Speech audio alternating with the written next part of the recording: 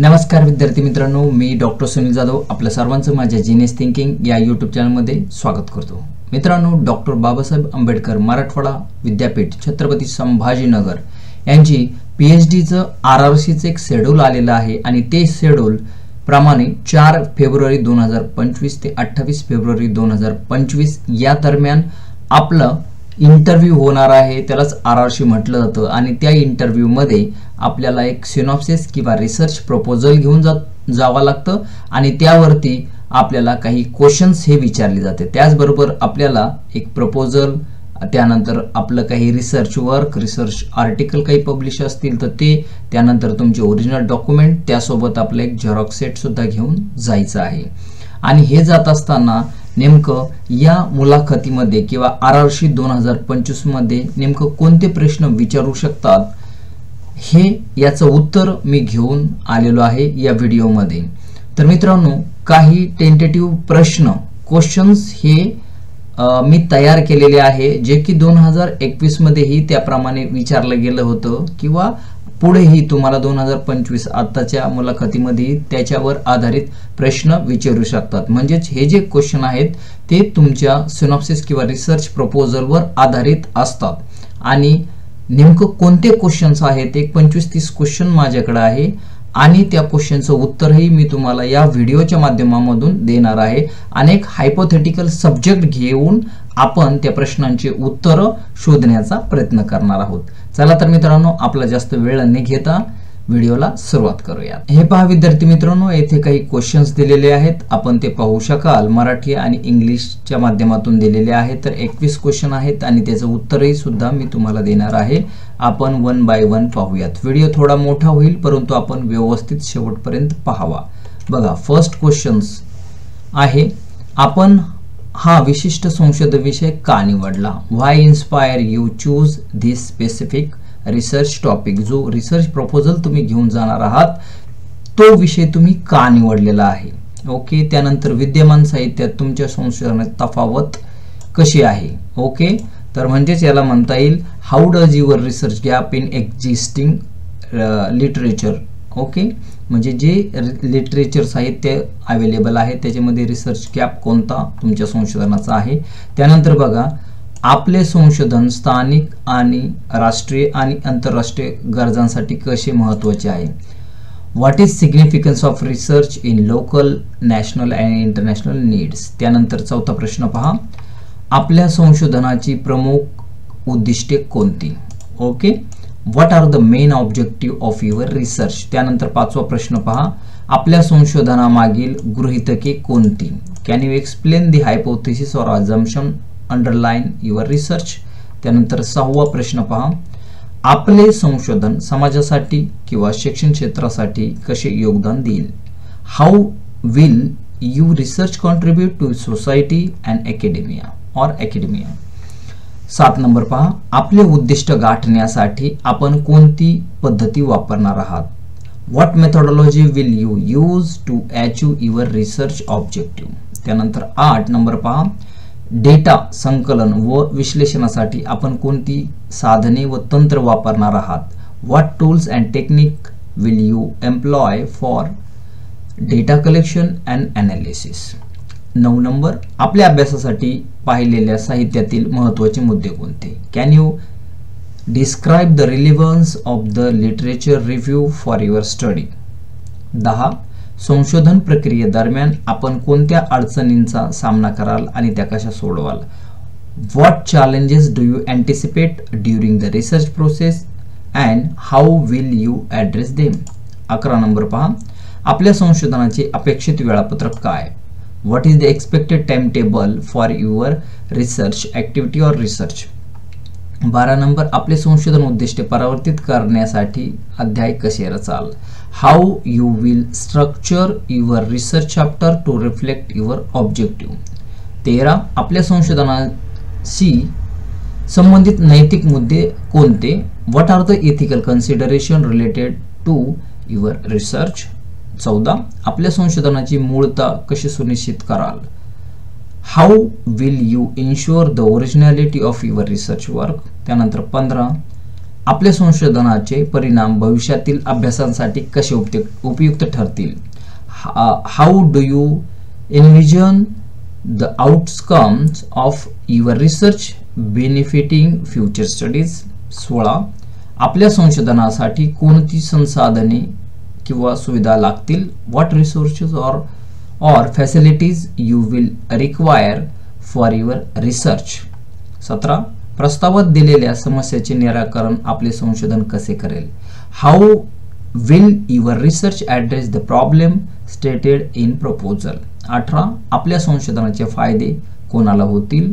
Who are the key beneficiaries of your research outcome. आपण कोणते विशिष्ट डेटा स्रोत वापरणार आहात आणि का.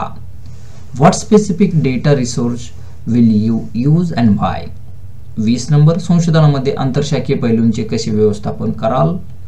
How will your research handle interdisciplinary aspect if any. आणि लास्ट आजच्या संदर्भात आपला संशोधन विषय महत्त्वाचा का आहे. Why do you believe in your research topic is significant in today's context.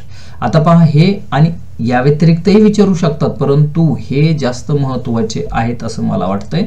आणि पहा आता हे तर 21 प्रश्न मी तुम्हाला दिलेले आहेत किंवा सांगितलेले आहेत आणि या प्रश्नांचं उत्तर कसं द्यायचंय, त्याचं उत्तर देत असताना नेमकं कोणत्या गोष्टी तुम्ही सांगायला पाहिजे हे मी या व्हिडिओच्या माध्यमातून तुम्हाला आता पुढे दाखवणार आहे. हे 21 प्रश्न आहेत. एक टेंटेटिव्ह सब्जेक्ट मी घेतलाय आणि तो विषय घेऊन या 21 प्रश्नांचं उत्तर कसे द्यायचे आहेत, त्याची काय तयारी करायची ते आता मी तुम्हाला पुढे दाखवतो. आता ते पहा मी एक सब्जेक्ट घेतला. हा एक आता माझा विषय मानसशास्त्र सायकोलॉजी असल्यामुळं मी त्याच्याच अनुषंगाने एक सब्जेक्ट घेतलेला आहे आणि तो पुढे नेऊन त्याचे 21 क्वेश्चन जे आहेत त्याचे उत्तर देण्याचा प्रयत्न केला आहे. बघा एक सब्जेक्ट आपण घेतलाय सिनॉप्सिस रिसर्च प्रपोजल असं गृहीत धरा. मुलांच्या विकासावर माध्यमांचा परिणाम. The impact of media on children's development. Okay, मुलांच्या विकासावर माध्यमांचा सोशल मीडियाचा काय परिणाम होतो. मग आपला पहिला सब्जेक्ट काय होता बघा मित्रांनो. फर्स्ट होता पहिला प्रश्न आपण घेतला होता काय होता, आपण हा विशिष्ट संशोधन विषय का निवडलाय. आता बघा का निवडलाय त्याचं जस्टिफिकेशन अगदी व्यवस्थित मुद्देसूद थोडक्यात तयारी करायची. जसे की हा जो विषय आहे मुलांच्या विकासावर माध्यमांचा परिणाम काय होतो, तर याला धरून बघा याचं हे उत्तर असू शकतं, हे टेंटेटिव्ह असू शकतं. मुलांच्या विकासावर माध्यमांचा परिणाम हा विषय अत्यंत महत्त्वाचा आहे, कारण सध्याच्या डिजिटल युगात माध्यमांचा मुलांच्या जीवनावर मोठा प्रभाव होतो. TV, video game, smartphone, social media यासारख्या विविध माध्यमांमुळे मुलांवर सकारात्मक नकारात्मक परिणाम होतात. या माध्यमांद्वारे मिळणारी माहिती, मनोरंजन, संवाद, भावनिक, सामाजिक, बौद्धिक विकासावर मोठा प्रभाव टाकतो. याप्रमाणे असं आपण काय करायचंय, हा विषय का निवडला याची तयारी करायची. अगदी व्यवस्थितरित्या तुम्हाला त्याच्या पॉझिटिव्ह निगेटिव्ह ज्या काही गोष्टी असतील त्या अगदी व्यवस्थितरित्या तुम्हाला ते सांगायचे. बघा शेवटी काय सांगितलं, या विषयावर अधिक संशोधने होण्याची गरज असून त्यामुळे भविष्याची दिशा ठरवण्यासाठी मदत होऊ शकते. त्यानंतर दुसरा प्रश्न पहा, विद्यमान साहित्यात तुमच्या संशोधनातील तफावत म्हणजेच काय म्हणायचं, तर रिसर्च गॅप काय आहे ते गॅप द्यायचं. म्हणजे काय गॅप म्हणजे नेमकं नीट आहे का, की आतापर्यंत हे research state level, national level किंवा इंटरनॅशनल लेवल कुठपर्यंत झालेले आहे, कोणत्या कोणत्या गोष्टी घेऊन झालेले आहेत आणि आता कोणत्या गोष्टी बाकी आहेत, कोणते फॅक्टर व्हेरिएबल बाकी आहे ज्याच्यावर काम करायचं आहे, त्याला म्हणतात रिसर्च गॅप. बघा इथे पण त्यांनी दिलेलं आहे, जसं की माध्यमांचा मुलांवर होणाऱ्या परिणामांवर आधीच बऱ्याच संशोधकांचा अभ्यास झाला, परंतु काही महत्त्वाच्या बाबी अद्याप संशोधनाच्या बाहेर आलेल्या नाही. जसे की विशेषतः डिजिटल माध्यमे, पारंपरिक माध्यमे जसे टीव्ही, छापील माध्यमे यांचा तुलनात्मक अभ्यास अद्याप पुरेसा प्रमाणात झालेला नाही. म्हणजे तुम्हाला काय सांगायचं आहे माहिती आहे का, यामध्ये रिसर्च गॅप द्यायचा आहे. बघा जसं की आजकाल मुलांचे स्क्रीन टाइम सुद्धा वाढलेला आहे, या पद्धतीने तुम्हाला हे गॅप तुमच्या विषयाशी रिलेटेड द्यायचं आहे. त्यानंतर 3 नंबरचा प्रश्न पहा, आपले संशोधन स्थानिक, राष्ट्रीय, आंतरराष्ट्रीय गरजांसाठी कसे महत्त्वाचे. बघा काय आपले संशोधन स्थानिक लोकल लेवलला असेल किंवा स्टेट लेवलला, राष्ट्रीय, नॅशनल लेवल, इंटरनॅशनल लेवलला कसं महत्त्वाचं आहे हे तुम्हाला द्यायचं आहे। यांनी बघा कसं दिलेलं आहे, मुलांच्या विकासावर माध्यमांचा परिणाम हा विषय स्थानिक, राष्ट्रीय, आंतरराष्ट्रीय स्तरावर अत्यंत महत्त्वाचा आहे। स्थानिक पातळीवर माध्यमांचा योग्य उपयोग कसा करावा हे पालक आणि शिक्षक यांना मार्गदर्शन करण्यासाठी उपयोगी ठरेल। तसंच ग्रामीण व शहरी भागातील मुलांच्या माध्यम वापरातील फरक ओळखून स्थानिक गरजांनुसार उपाययोजना करता येईल। आता हे काय झालं, स्थानिक, हे झालं राष्ट्रीय आणि हे झालं आंतरराष्ट्रीय। या पद्धतीने आपल्याला याची तयारी करायची।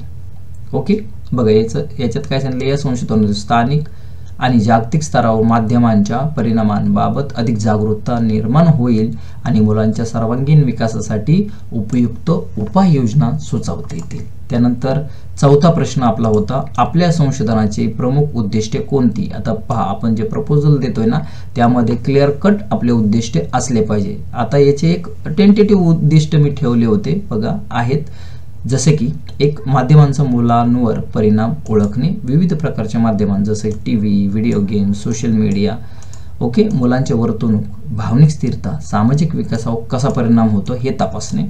नंतर 2, डिजिटल पारंपरिक माध्यमांचा तुलनात्मक अभ्यास करणे। त्यानंतर सकारात्मक माध्यम वापरासाठी मार्गदर्शक तत्वे तयार करणे, समस्या सोडवण्यासाठी उपाय सुचवणे। ओके, त्यानंतर बघा पुढचा प्रश्न आपला आहे, आपल्या संशोधनामागील गृहीतके किंवा आपल्या संशोधनाची गृहीतके कोणती? आणि कधी पण लक्षात ठेवा, गृहीतक आपण हे भविष्य काळातच जवळपास मांडत असतो आणि ते मागील जे रिव्ह्यू लिटरेचर आहे त्याला अनुसंगून आपण गृहीतक हे मांडत असतो। बघा जसे की फर्स्ट आहे, माध्यमांचा नकारात्मक सकारात्मक परिणाम होतो। त्यानंतर डिजिटल माध्यमांचा जास्त प्रभाव, नियंत्रित माध्यम वापर फायदेशीर असतो, माध्यमांचं वय, लिंग, पार्श्वभूमी परिणाम होत असतो।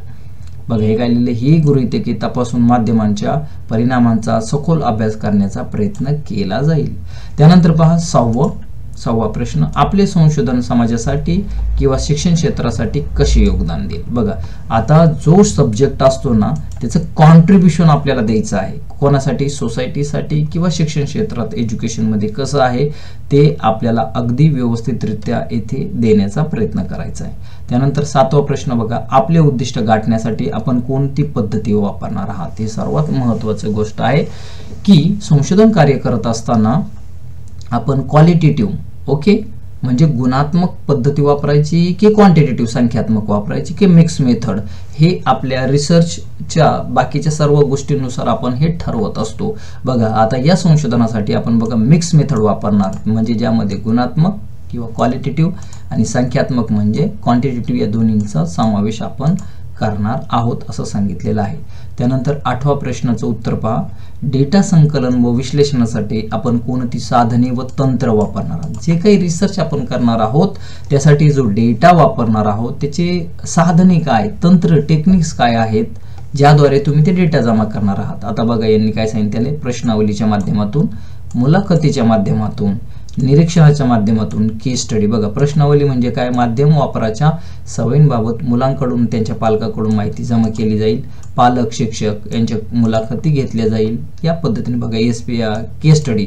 आणि हे जे डेटा आपण कलेक्ट करणार आहोत या डेटाचं विश्लेषण, संख्याशास्त्रीय विश्लेषण आपण कोणत्याद्वारे करणार आहोत?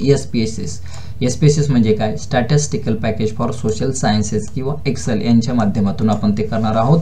हे आहे क्वांटिटेटिव्ह। आणि क्वालिटेटिव्ह गुणात्मक साठी बघा आपण काय वापरणार आहोत, थेमॅटिक ॲनालिसिस हे वापरणार आहोत असं सांगितलं आहे। त्यानंतर 9वा प्रश्न पहा, आपल्या अभ्यासासाठी पाहिलेल्या साहित्यातील महत्त्वाचे मुद्दे कोणते? रिव्ह्यू लिटरेचर मधील बघा रिव्ह्यू लिटरेचर मधील मुद्दे कोणते? मुलांच्या विकासावर माध्यमांचा परिणाम, डिजिटल आणि पारंपरिक माध्यमांचा तुलनात्मक अभ्यास, मुलांच्या वर्तनावर होणारा परिणाम, पालकांचे महत्त्व। 10वा प्रश्न पहा, संशोधन प्रक्रियेदरम्यान आपण कोणत्या अडचणींचा सामना कराल आणि त्या कशा सोडवाल? हा प्रश्न बऱ्याच वेळेस विचारला जातो की तुम्ही हे संशोधन करत असताना कोणत्या अडचणी तुम्हाला येऊ शकतात आणि तुम्ही कशा पद्धतीने ते सोडवू शकतात? बघा जसं की येथे दिल्याप्रमाणे डेटा संकलन, डेटा कलेक्शनसाठी अडचणी येतात। बघा काय, मुलांकडून पालकाकडून प्रामाणिक उत्तरे मिळणे कठीण होऊ शकते, वेळ आणि संशोधनाची मर्यादा, नैतिक मुद्दे आणि त्यानंतर हे खाली मानदंड वगैरे, त्यानंतर वेळेचे नियोजन। ओके, त्यानंतर 11 नंबर पहा, आपल्या संशोधनाचे अपेक्षित वेळापत्रक हे खूप वेळेस कंपल्सरी विचारलं जातं की एक टेंटेटिव्ह तुमचं वेळापत्रक, रिसर्च प्लॅन, टाइम टेबल आम्हाला तो सांगा की तुम्ही जर फुल टाइम करत असाल, फुल टाइमला 3 वर्ष आहेत आणि पार्ट टाइममध्ये 4 वर्षे जातात. मी एक फुल टाइम रिसर्चर म्हणून जर म्हणजे एक फुल टाइम रिसर्चर आहे आणि त्यांनी 3 वर्षामध्ये काय काय केलं पाहिजे, जसं की बघा इथे सांगितलं फर्स्ट इयरमध्ये काय प्लॅनिंग प्रिपरेशन, त्यानंतर फर्स्ट इयरला इंट्रोडक्शन आणि रिव्ह्यू, सेकंड इयरमध्ये जाताना म्हणजे दुसऱ्या वर्षाच्या PhDच्या दुसऱ्या वर्षामध्ये डेटा कलेक्शन, हे पहा डेटा कलेक्शन, त्यानंतर डेटा ॲनालिसिस आणि डेटा इंटरप्रिटेशन, त्यानंतर पहा तिसऱ्या वर्षामध्ये रिपोर्ट रायटिंग आणि फायनलाइज सबमिशन. या पद्धतीने आपल्याला एक रिसर्च प्लॅन द्यायचा असतोच. त्यानंतर 12 नंबर पहा, आपले संशोधन उद्दिष्टे परावर्तित करण्यासाठी अध्याय कसे रचाल, म्हणजे एक टेंटेटिव्ह आपल्याला एक चॅप्टरायझेशन आपण कसं कराल, प्रस्तावना, साहित्याचा आढावा म्हणजे introduction, review, research methodology, data विश्लेषण किंवा डेटा स्टॅटिस्टिकल ॲनालिसिस आणि डिस्कशन, निष्कर्ष आणि शिफारशी, कन्क्लुजन अँड सजेशन. हे ॲक्च्युली या व्हिडिओच्या किंवा या वर्ड फाईलच्या शेवटी मी तुम्हाला हे दाखवणार आहे. आता बघा 13 नंबर, आपल्या संशोधनाशी संबंधित नैतिक मुद्दे कोणते कोणते नैतिक मुद्दे आहे याची आपण तयारी करून ठेवायची. आपल्या संशोधनाची मूळता कशी सुनिश्चित कराल, त्यानंतर आपण आपल्या संशोधनाचे परिणाम भविष्यातील अभ्यासासाठी कसे उपयोगी ठराल हे पण व्यवस्थित त्याची तयारी करा. बघा हे कसं सांगितलं, हे शॉर्टकट सांगितलं पण तुम्ही चांगली तयारी करा. हे संशोधन माध्यमांवर आगामी अभ्यासाचा एक ठोस आधार प्रदान करेल. त्यानंतर 16वा प्रश्न बघा, आपल्या संशोधनासाठी कोणती संसाधने किंवा सुविधा लागतील, तुम्हाला कोणत्या गोष्टी लागणार आहेत, जसे की बघा गुगल स्कॉलर आहे, JSTOR आहे किंवा SPSS आहे, मुलाखती आहे, डेटा आहे, या सर्व गोष्टी लागू शकतात. त्यानंतर बघा 17 नंबर आहे, प्रस्तावात दिलेल्या समस्येचे निराकरण आपले संशोधन कसे करेल. ओके, आपण जे समस्या घेतलेली, रिसर्च प्रॉब्लेम घेतलेला आहे ते कसं निराकरण केलं जाईल ह्या पद्धतीने बघा इथे पण त्यांनी सांगितलेलं आहे. ओके, त्यानंतर 18 नंबर पहा, आपल्या संशोधनाचे फायदे कोणाला होतील, मग ते दिलेले बघा, कोणाला, मुलांना होतील, पालकांना होतील, शिक्षकांना होतील. ओके, त्यानंतर धोरणकर्त्यांना होईल, बाल विकास यांना होईल. त्यानंतर 19 नंबर पहा, आपण कोणते विशिष्ट डेटा स्रोत वापरणार आहात आणि का, म्हणजे आपलं जे काही संशोधनाचं आपण डेटा घेणार आहोत, प्रदत्त घेणार आहोत, तो कोणत्या पद्धतीचा आहे आणि याच्यामध्ये बघा डेटा म्हणजे काय, डेटाचे काय प्रकार आहेत हे याचा अभ्यास करायचा. बघा डेटा म्हणजे काय, प्रदत्त, ज्याच्यातून आपण माहिती संकलित करत असतो. ते 2 प्रकार आहेत, एक आहे प्राथमिक आणि दुसरं आहे दुय्यम. ओके, मग तुम्ही कोणतं वापरणार आहात, आपण याच्यामध्ये मिक्स मेथड वापरणार आहोत. त्यामुळे आपण प्रायमरी डेटा, सेकंडरी डेटा म्हणजे प्राथमिक स्रोत आणि द्वितीय स्रोत हे दोन्ही पण आपण वापरणार आहोत असं सांगितलंय या प्रपोजलमध्ये. त्यानंतर 20वा बघा, संशोधनामध्ये आंतरशाखीय पैलूंचे कसे व्यवस्थापन कराल. ओके, आंतरविद्याशाखी तेही दिलेलं आहे. आणि लास्ट, आजच्या संदर्भात आपला संशोधन विषय महत्त्वाचा का आहे, का महत्त्वाचं आहे ते बघा. तुम्हाला ज्यावेळेस तुम्ही तिथे जाल त्यावेळेस एक्सपर्ट बऱ्याच वेळेस विचारतील की हा विषय का महत्त्वाचा आहे, जेणेकरून आम्ही तुम्हाला ॲडमिशन द्यावं किंवा हा रिसर्च सँक्शन करावा. ओके, हे खूपच महत्त्वाचं असतं. जसं की बघा येथे सांगितल्याप्रमाणे सध्याच्या डिजिटल युगात माध्यमांचा मुलांच्या जीवनावर खूप होणारा प्रभाव वाढत आहे. TV, smartphone, social media, digital साधनांचा वापर लहान वयात सुरू होतो. बघा या पद्धतीने एकदम चांगल्या पद्धतीने शॉर्ट बट स्वीट याची तयारी करायची.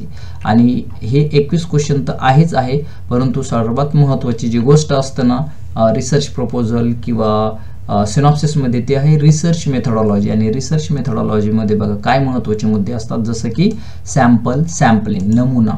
ओके, आणि नमुना निवड पद्धत. यामध्ये तुम्हाला विचारू शकतात की तुमचा नमुना नेमका कोणता आहे किंवा नमुना कशाला म्हणतात, सॅम्पलिंग किंवा नमुना चयन कोणाला म्हणायचं आहे.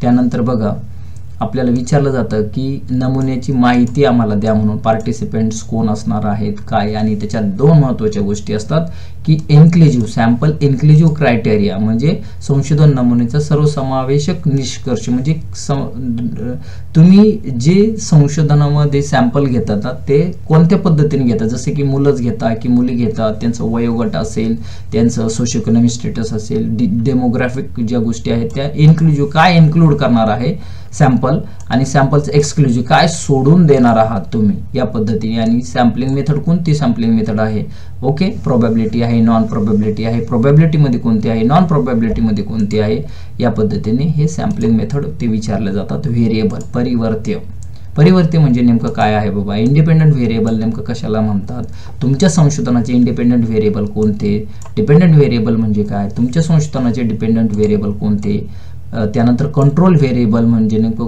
कशाला म्हणायचे, तुमच्या संशोधनाचे नियंत्रित परिवर्तन नेमकं कोणते आहे, त्यानंतर रिसर्च डिझाईन संशोधन आराखडा म्हणजे नेमकं काय, तुम्ही तुमच्या संशोधनामध्ये कोणता रिसर्च आराखडा वापरणार आहात, त्यानंतर रिसर्च टूल्स मटेरियल कोणते टेस्ट काय वापरणार आहात तुम्ही, संशोधन साहित्य स्टँडर्डाइज टेस्ट वापरणार आहात, ऑब्झर्वेशन इंटरव्ह्यू नेमकं काय आहे याची तयारी करायची. बघा डेटा कलेक्शन आत्ता सांगितलं तुम्हाला, प्रायमरी डेटा आहे की सेकंडरी डेटा आहे की दोन्ही पण घेणार आहात. त्यानंतर संख्याशास्त्रीय विश्लेषण कशा पद्धतीने संख्याशास्त्रीय विश्लेषण तुम्ही करणार आहात तेही तुम्हाला द्यायचं आहे.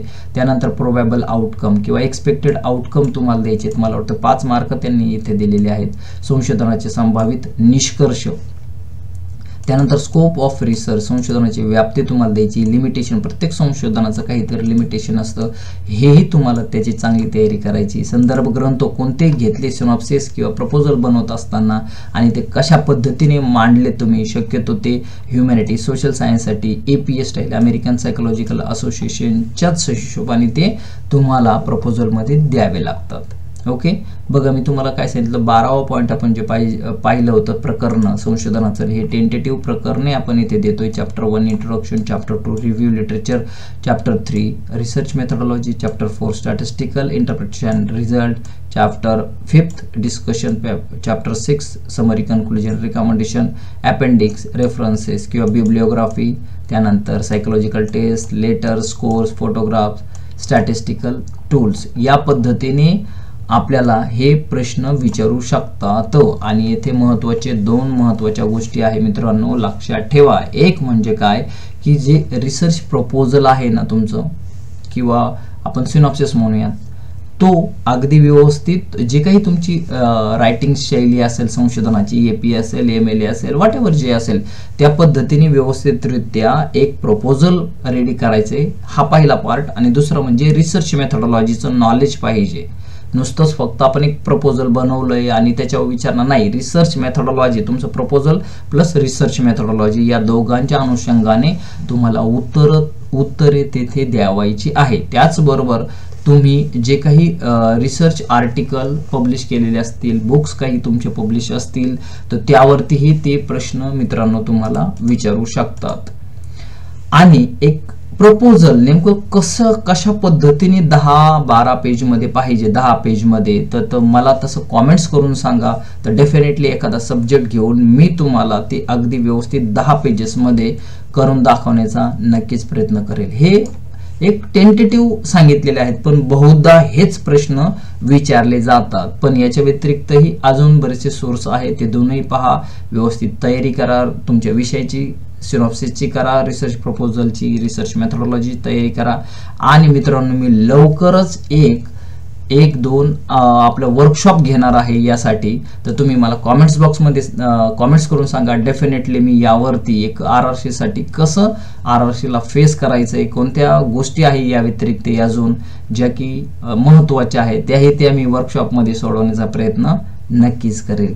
आणि मित्रांनो हा व्हिडिओ आवडल्यास व्हिडिओला लाईक करा, शेअर करा, चॅनलवरती नवीन असाल तर चॅनलला सबस्क्राईब करा. थँक्यू.